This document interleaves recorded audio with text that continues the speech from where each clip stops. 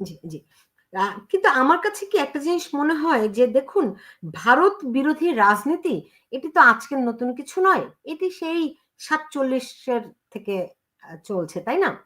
কিন্তু রাজনৈতিকভাবে এইগুলো মোকাবেলায় আওয়ামী লীগও ব্যর্থ হয়েছে, ভারতও ব্যর্থ হয়েছে।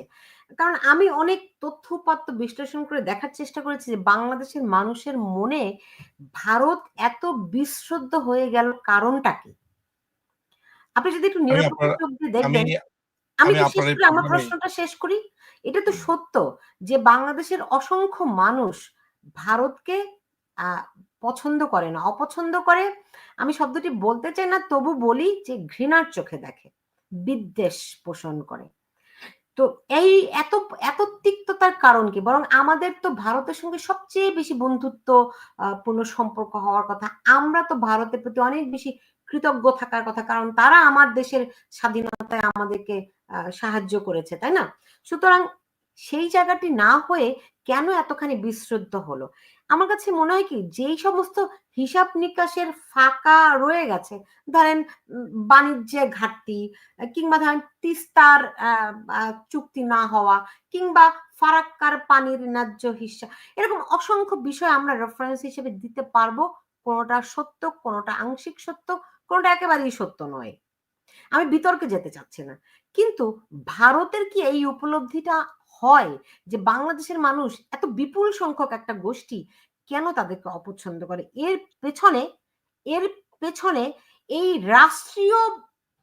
রাষ্ট্রীয় সম্পর্কের বাইরে ব্যক্তিগত সম্পর্কটিও অনেক গুরুত্বপূর্ণ। কারণ আমি আমি নিজে এটা ব্যক্তিগতভাবে এটার উত্তর খোঁজার চেষ্টা করে দেখেছি। অনেকেই মনে করে যে ভারতীয়রা আমাদের সঙ্গে ভালো ব্যবহার করে না। আমরা তাদেরকে যতখানি আন্তরিকতার সঙ্গে দেখি, তারা আমাদেরকে ওই বন্ধুর চোখে দেখে না, প্রতিবেশীর চোখে দেখে না। আপনার কাছে কি মনে হয়? প্রথম দুটা প্রশ্ন আপনার কাছে। সেটা হচ্ছে যে আমরা ভারত আমাদের সাথে ভালো ব্যবহার করে না। আ আমরা যতটা আমরা আন্তরিকতার সাথে কিভাবে দেখাই আপনি তো মাত্র বললেন যে বাংলাদেশের ধরেন একটা বড় অংশ ঘৃণা আমি করে। আমি আমাকে অনেকেই যেটা বলেছে, ধরেন এই বিদেশেও আমি এই কথাটি শুনেছি যে আ আ একটা একটা ধরেন বিদেশে আমরা সবাই আ ইমিগ্রান্ট, রাইট? তো এখানে ধরেন কাজের সুবিধা, পরিচিতি হওয়া, কিংবা যেকোনো একজন আরেকজনকে দরকার হয়। সেই ক্ষেত্রে ভারতীয়দের কাছ থেকে তারা খুব একটা আমার যদিও অভিজ্ঞতাটা ভিন্ন, কিন্তু তারপর আমি মানুষের যে অভিযোগগুলি করেছে আমি সেটি বলি যে, মানুষ মানে উম ভা মানে ভারত আমাদের প্রতিবেশী। আমরা একই ধরনের সংস্কৃতিতে, আমরা আমাদের কৃষ্টি, কালচার সব একই ধরনের। ফলে যেই যেই হৃদ্রতাটুকু ভারতীয়দের কাছে বাংলাদেশের মানুষ আশা করে, সেটি তারা পায় না। সেটাই আমি আপনার কাছে জানতে চাচ্ছি যে হৃদ্যতাটুকু কি আশা করেছে? আপনি আমাকে একটা যেই কথাটা বললেন হৃদ্রতাটুকু মানে যে ভ্রাতৃত্ব বাংলাদেশের সুলভ ব্যবহার। তো যেই দেশের মানুষ ভারতকে ঘৃণা করে একটা বড় অংশ, সেখানে সেখানে ওই মানুষগুলোই ভারতের কাছে আবার ভালোবাসা আশা করে কেন? না, মানে আপনাকে ঘৃণাটা তো ভালোবাসা পেতে পুঞ্জীভূত। হলে একদিনের ঘৃণা তো না। মানে আপনি আমাকে এটা বলতে পারবেন যে বাংলাদেশের কত পার্সেন্ট মানুষ ভারতকে ঘৃণা করে? আপনার না, কাছে কোনো এরকম তো কোনো জরিপ জরিপ নাই। আছে? একটা বড় অংশ আপনি দেখেছেন। আমিও আপনার মতোই আমার অভিজ্ঞতা। হ্যাঁ? মানে আমি বড় অংশ বলতে আমিও কখনো জরিপ করিনি। কিন্তু আমি যেমন আমার ক্ষেত্রে ব্যাপারটা অভিজ্ঞতাটা হচ্ছে যে আমি যেমন ভারতকে পছন্দ করে একজন প্রতিবেশী রাষ্ট্র হিসেবে মুক্তিযুদ্ধে তাদের ভূমিকা হিসেবে ভারতকে এক ধরনের শ্রদ্ধার চোখে দেখে।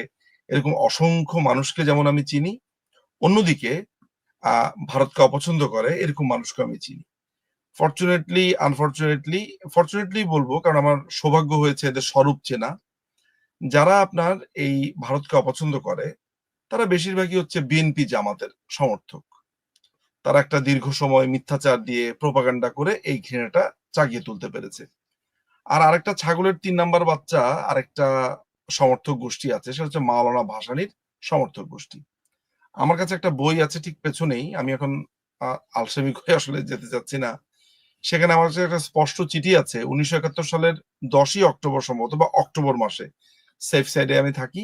সেখানে ভাসানী পরিষ্কার করে বলেছে ইন্দিরা গান্ধীকে যে তাকে যদি আসামের ধোবাউড়াতে তাকে যদি ৫ বিঘা একটা জমি দেওয়া হয়, তাহলে সে কোনদিন ভারতের বিপক্ষে আর কিছু বলবে না। তাকে সবাই চাইনিজ বাম বলে, আসলে সে চাইনিজ বাম না, এবং ভারতের কোনোভাবে, এবং এক্স্যাক্টলি এইভাবে চিঠিটা লিখেছে। আপনি আমাকে একটু সময় দিলে কিন্তু আমি আপনাকে চিঠিটা পড়ে দেখাতে পারি, আপনি যদি বিশ্বাস না হয়। তার স্বহস্তে লেখা চিঠি বাংলাতে, সেটাকে অনুবাদ করে ইন্দিরা ইন্দিরা গান্ধীর কাছে পাঠানো হয়েছিল। এই লোকটাকে ইন্দিরা গান্ধী পাত্তা দেয়নি, কারণ তার অভ্যাস স্বভাব জানে এইভাবে একদম সাবমিসিভ হয়ে, যে আসামে থাকে 5 বিঘা জমি দিনে পৃথিবীতে আর তার কিচ্ছু চাওয়ার থাকবে না, তার সারা শেষ জীবনটা তিনি সেখানে কাটাতে চান। স্বাভাবিকভাবে মাওলানার ক্যারেক্টার সম্পর্কে ইন্দিরা গান্ধীর ধারণা ছিল। ইন্দিরা গান্ধী কোনো ধরনের অ্যান্সারও করেনি। আপনার মাওলানা প্রচন্ড ভাবে এটাতে অপমানিত বোধ করলো। সে অপমানিত বোধ করার পর তাকে যখন 5 বিঘা জমি দিল না, ওই 5 বিঘা জমি না পাওয়ার কারণে সে এখন ফারাক্কা বাঁধের মার্চ করবে, সে এখন ভারতকে খেয়ে ফেলবে, মেরে ফেলবে, এরকম করে ওরকম করে, কারণ হচ্ছে 5 বিঘা জমি। তো এই 5 বিঘা জমির লোভের কারণে যে লোকটা শত্রু এবং মিত্র বানায়, এই এটা তো আপনি ভাসানীকে দেখলেন, এই চরিত্রগুলো অর্থাৎ এরই ডিসেবল গুলো, এর অনুসারীদের বা যারা এখন ভারতকে ঘৃণা করছে, তাদেরও একই অবস্থা। আপনার একটা চিকিৎসা লাগবে, আপনি ভারতের ভিসার জন্য দৌড় মারতেছে, অথচ তার কিছুক্ষণ আগেই আপনার ভারতকে গালিগালাজ করেছে। কেমন? আপনি 5ই আগস্টের পরে নিশ্চয়ই দেখেছেন যে ওই যে যমুনা ফিউচার হল মনে হয়, ফিউশন হল বা যমুনা আমাদের বৈশিষ্ট্যই মনে এরকম। দেখুন আমরা আপনি যমুনা মলে গিয়ে আমেরিকাতে থাকে, আমেরিকার সুযোগ সুবিধা ভোগ করে, কিন্তু আমেরিকাকে সারাক্ষণ গালাগালি করে। এক্স্যাক্টলি। আপনার ভারতীয় ভিসা সেন্টারে গিয়ে আপনার বলছে যে কি জানি আপনার ভারতের ব্যাপারে স্লোগান দিচ্ছে। আবার অন্যদিকে তারা কেন স্লোগান দিচ্ছে? তারা ভারতের ভিসা চায়, অথচ স্লোগান দিচ্ছে পুরাই উল্টা। আমি নিজে আমার আম্মার যখন চিকিৎসা চলছিল চেন্নাইতে, আমার মনে আছে প্রতিদিন সন্ধ্যাবেলাতে আমাদের আড্ডা হতো, সেখানে অন্য যারা পেশেন্টদের আত্মীয় স্বজন আছে, আমরা চা খেতাম, আড্ডা দিতাম। সেখানে আমি সবাই না, কয়েকজনকে পেয়েছি যারা তাদের মা বাবাকে চিকিৎসার জন্য এনেছে, এমনকি নিজে চিকিৎসার জন্য এসেছে, কিন্তু ভারতকে দাঁড়িয়ে দাঁড়িয়ে গালিগালাজ করছে, অথচ চিকিৎসা নিচ্ছে চেন্নাইতে। তো এই ধরনের দ্বিমুখিতা, এর আগে আমি আপনার প্রোগ্রামে খুবই কঠিন আকারে বলেছি আমাদের নিমক হারামির গল্প। আপনি তখন বলেছিলেন যে বাঙালি হিসেবে আপনারও খারাপ লাগছে, ফলে আজকে